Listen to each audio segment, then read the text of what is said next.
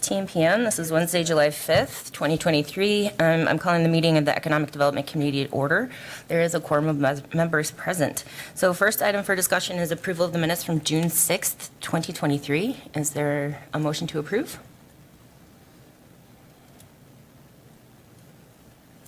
Alder Killian, motion to approve. Second? I'll second. Okay, thank you. Is there any, additions or corrections to the minutes that need to be made? All right, all those in favor say aye. Aye. Aye. Opposed? Okay, minutes are approved. Second item is discussion and possible action approving First Amendment to Development Agreement and Second Amendment to Master Ground Lease between City of Wausau and Federal Building Redevelopment Limited Partnership. Hi, Tammy. Hi. As you guys remember, I brought this as an item that I've been bringing to Finance and ED for several months now, but I think we've got it worked out. This is to assist Metro Plains with their federal building redevelopment with some exterior renovations that they need. You had asked that I bring it back to the agency, to Metro Plains, about not forgiving the lease portion that they would not be paying while they're paying back the loan. We talked to them, and they are fine with that. They were kind of adding it to the back of the loan payments, or the rent payments after the loan is done. So they will be making ourselves whole on that, just deferring the lease payments while they're making the loan payments, and we're still increasing the lease 5% each year. So that difference that 2%, sorry, thank you. So that difference changes every year, but we will hang on to that calculation until the end. And there is a chart in the resolution that kind of shows what that looks like. Awesome, thank you, Tammy. Any questions for Tammy? Alder Rasmussen? No, I guess I don't have questions, but I think that gets to what we were interested in doing, was to make sure that we weren't losing the payments on the back end while we were forgiving them during the loan repayment period. So with those changes, I'll make a motion to approve. Is there a second? Alder Lukens. I guess I had one question. It looks like, so on the table on page 9 of the packet, the amount to be repaid after 2031 would be that $132,311, and it looks like that it would be able to be repaid anytime over that remaining, 47 years? Correct. Does that limit when they can repay it, or they could wait until 2078? Technically? They technically are asking that, depending on their cash flow, when to have some lenience as to when they can pay it. If they have a great year, they can pay it faster, but if things are slower, then it can take them till that last year to pay it. I guess I would also like to see something put in here, maybe, and just see what the committee thinks, is that, if payments aren't made, like a payment to that loan isn't made within the first 10 years after 2031, that interest could accrue on it. Just because at the end, like if they did wait until the end of 2078 to pay that back, that $132,000 wouldn't really be the same purchasing power. So just to incentivize, making this a priority, I guess is my thought. Okay. So it wouldn't penalize them if they would start to do good faith payments, if their cash flow was positive in the first 10 years. I know we usually have in here, or we have in the past, about if they don't make payments, how they're penalized, and it's usually a higher interest rate. But I see what you're saying. Mm-hmm. And I don't want to penalize them, because I think it's great that they're willing to have this, make the city whole, but just to give an incentive of some sorts to, make it a priority and not just keep pushing it off. So if it would be possible to if no payments made within the first 10 years, then 2% interest is accrued on that loan after that time. What does the committee think? Alder Killian?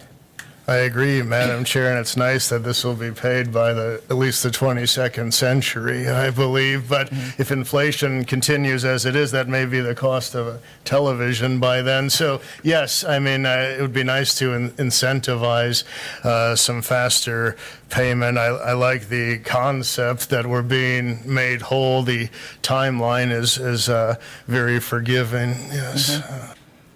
Alder Rasmussen. So with that, then, I'll amend my motion to include your amendment that we would impose 2% interest if good faith payments are not made within the first 10 years. and then each year thereafter.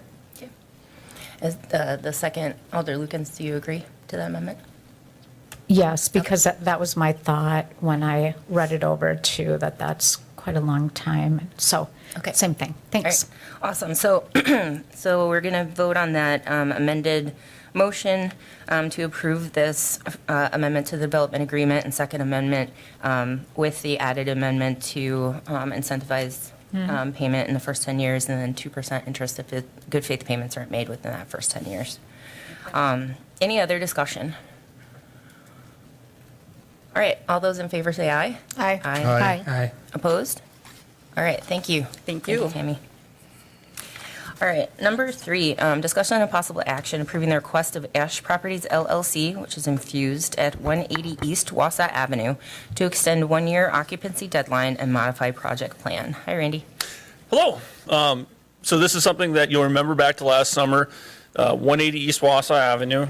The city put out an RFP, took in proposals for that project. You'll see a draft resolution within the packet that'll go on to council, as well as a request extension from the developer on this project. They've been working on it. They've noted their progress on it, but they won't be able to complete it by the August 19th, 2023 deadline to meet occupancy. So they've requested that extension, as well as a slight modification to the project plan. One of the things that they found in working through it was just the status of the roof, and they've made some repairs to it, but it's going to need a complete overhaul. And with what they're looking at doing for solar as well as water runoff, it makes sense to wait until that point when they're doing the complete project, then piecemeal something together, which will just create a bigger problem in the bigger picture. One other thing that did come up on this since we put the packet together was just looking at our different parking agreements with Athletic Park, and that this is designated as a parking site for that. In talking with Matthew, they'll try to prioritize getting it paid or getting it striped prior to the end of the season here, but can't make any promises on that. But that's something that they're going to prioritize so that we're staying in line with what we have with different agreements for parking. So happy to take any questions. All right, thanks, Randy. Any questions from the committee? All right, do I have a motion? I'll move to approve the extension and the modification per the developer's request. All right, is there a second? I'll second. Okay, Alder Hanky. Any other questions or discussion on this item? All right, all those in favor say aye. Aye. Aye. Opposed? All right, motion carries. So number 4, discussion and possible action approving transfer of 703 Fulton Street from City of Wausau to Wausau Community Development Authority. Tammy. Me again. Hopefully the memo made some sense to you. This is our last property that the Community Development Department operates, so I'm very excited that hopefully you agree with my plea. 703 Fulton Street is a 6-unit apartment complex that was built with Neighborhood Stabilization Program funding that we received back in 2008, 2009 after the housing crash. We purchased a blighted property, demoed it, and rebuilt the 6-unit apartment complex right as it is today. And very excited. It's an awesome building. Anyway, we approached the Community Development Authority to see if they would be willing to take over ownership of the building. They are the master landlords. We are not. They have maintenance staff. We do not. It's just been a lot of extra time managing the rents, doing things that they're very capable of doing. So we asked them, how do you feel about taking over this property? And to my delight, they said, absolutely. So they talked to their board about it. They approved, the board, their commissioners approved it just this last month, that they can go ahead and take over the property for us. And then it's one less thing our department needs to do, because we're really not landlords. Awesome. So any questions for Tammy on this item? Alder Killian. Thank you, Madam Chair. So the tenants that are mentioned in the memo, they'll be able to stay and receive the same services that they've been receiving? Correct. All 6 units have leases up until April of next year. The Succeed, who has an office space there, they have a lease through December of next year. From there, unless they give notice, they will stay there. They are charged rents according to their income. There's talk about maybe having Succeed, maybe getting a different office space in that building so they can have another unit to rent. There's a lot of good things that we're having in conversation, but yes, the tenants will stay in place unless they choose to leave. Sure, and the plan, even after that year you mentioned, would be to continue this? If it all keeps going, yes. Okay, Yes. thank you. All right, any other questions for Tammy? I was just going to piggyback on that, just because so it is 30% of adjusted gross income right now, and that the tenants are charged, and they made a commitment in our meeting on the 27th to continue that arrangement. So there is it's not really a HUD subsidy or anything like that. It's not tied to any federal money, but they will continue the arrangement that we have with them, with the tenants right now. All right, Alder Killian. Thank you. Just one follow-up on that. Is there any way that, so I imagine that commitment's for 1 year, even though the expressed intent has been to continue it past the 1 year. Is there a way that contractually we can provide these tenants with as much kind of assurance on a timeline as possible? If Succeed intends to do this, is there a way to provide, I guess, more of an assurance than just a handshake to make sure these tenants at least have the opportunity to continue with such services as long as possible? Legally, I'm not sure what we can do. The reason why we have a year lease with them is because it's based on income. So every year we have to recalculate what their income is, and that's how we figure out what their 30% and what their rent is going to be. So for us to do a long-term lease with them, it would be difficult because we don't know what that new rent will be. I can't see the Community Development Authority doing anything different. This is what they do. They have public housing units. As long as the tenants do what they're supposed to do, they stay. So there's really no reason why the authority would want to get rid of these tenants. Are awesome. I mean, I told them, I said, once they're here, they'll probably never leave, and they're really good payers, and they really take care of the property. So I would be shocked if anything different happened. Well, that's good to hear. I think my main concern and goal was for the residents to have the opportunity to continue there. So if that's what you're stating will likely occur, then that satisfies my concern. Thank you. And I'd be upset if they changed their, because I know these tenants. Alder Rasmussen. Thank you. I think just to memorialize the spirit of what we're trying to get at, that I think with our motion to approve the transfer of the property to the CDA, that it should be made clear that our intent is that the property continue to be operated as income-based affordable housing units, and that our intention is not that those ever become market rate. I think all the CDA does is income-controlled public housing, so I think we're transferring it to the entity that's best capable of keeping it that way. But I think both from the minutes of this meeting and in the resolution that does the transfer, it should be made clear that our intention is that those units stay income-controlled from a rent standpoint. So I think I hear a motion. That's a motion. Okay, is there a second? Alder Hinkie? Yeah, I'll second. I'll just add, I did bring up some of our thoughts during the CDA meeting, and it's every month you have the table of all the properties they own, and apparently this is going to become another column where they're checked resident or how full they are every month. So I'm very confident it's going to stay affordable. And that was a conversation we had, so it probably will be in the minutes. I'll be getting the minutes so that when it goes to council, you'll see what their actual conversation was. That's correct, But yeah. I can make sure that we put something in the resolution. I forgot, did I second it? Yes, you did. Okay. Yep. So with the first and second, any other discussion or questions? Okay, all those in favor, say aye. Aye. Aye. Opposed? All right, motion carries. Thank you, Tammy. You're up here again, aren't you? I'm up here again. So number 5, discussion and possible action approving subordination of loan to Abbey Bank for Best Western Hotel at 201 North 17th Avenue.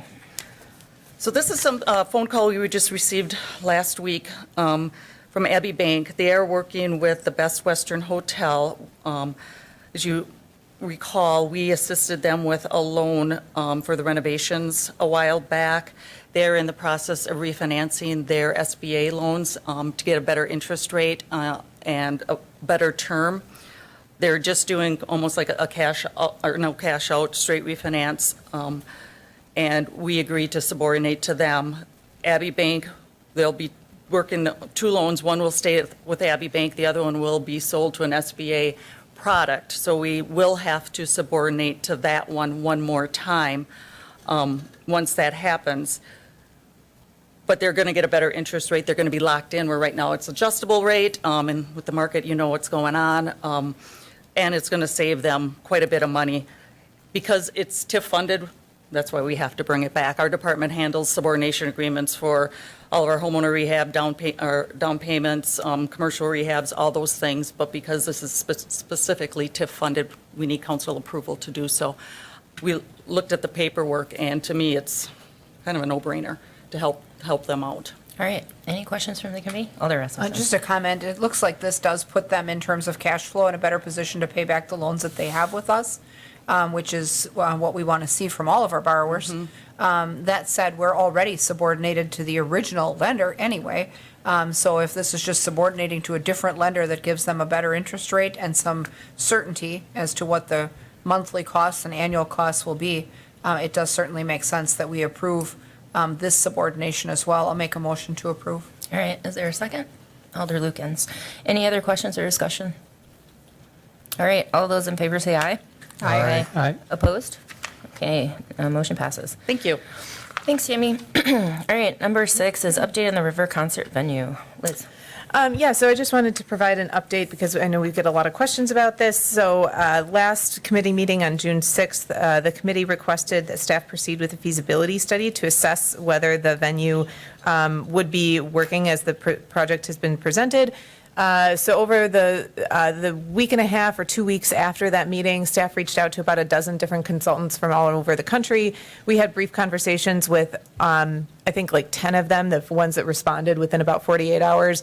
And then through those conversations, we realized we needed to put together a kind of bullet-pointed list of things that we wanted them to respond to. So Randy got that out to everyone on Friday, and their responses are due by the 11th.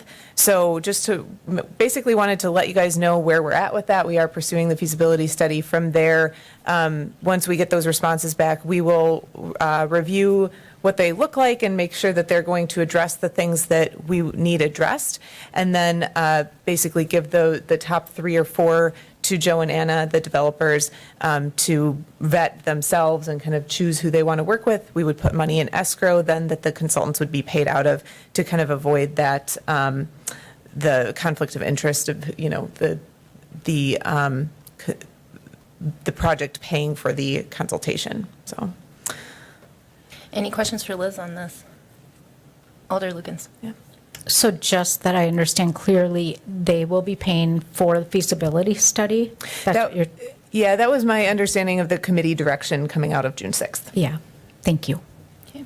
Any other questions for Liz on this update? Okay. All right, thank you.